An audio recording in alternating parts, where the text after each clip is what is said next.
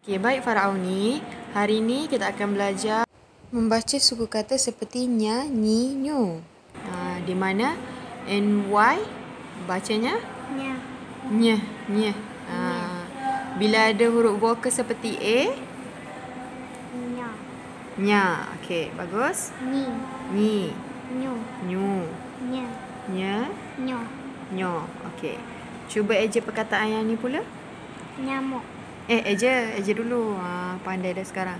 Nya. NYA bunyi. Nya. Ha, Muk. MUK bunyi. Muk. Mok. Barulah nyamuk. Okey. NYA. NYA. NYA bacanya Nya. nya. RI. Inggeris. Nyare. Nyare. NYA. NYI. Nyari. Sekali lagi. NYA. Nyanyi. Sabar dulu. NYA nya. Nya. NYI Nyi. nya. Nyanyi. Macam tu. NYA NYA. Nya. Ella. Nyala. Berdasarkan perkataan ni ada berwarna kan? Kali ni kamu akan baca yang tak berwarna pula untuk cikgu tahu. Okey, yang ni tak perlu eja, baca. Cuma cikgu akan tegur lah kalau ada salah baca tu. Okey, mula pada atas. Apa ni? Nenek nyala api. Nenek hendak masak telur. Telur itu telur penyu. Pak Su beri telur pada nenek.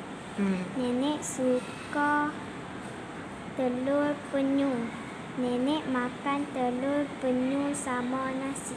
Okey, bagus. Gambar pertama siapa? Abang. Abang. Suka ya? Okey, letak abang dulu. A tu mestilah huruf besar. Abang. Abang. Abang macam mana abang eja? ABANG. Tertinggal tu. Abang sedang buat apa? Abang sedang jogging. Abang sedang berjogging. Tulis. Abang sedang berjogging. Kamu tulis sambil kamu sebut dalam hati. Betul tak ejaan yang saya buat ni? Macam tu. Berjogging. Cuba baca. Berjogging. Gin. Nak bunyi geng. Berjogging. Tertinggal huruf apa? G. Kamu selalu tertinggal huruf G. Okey, titik. Noktah.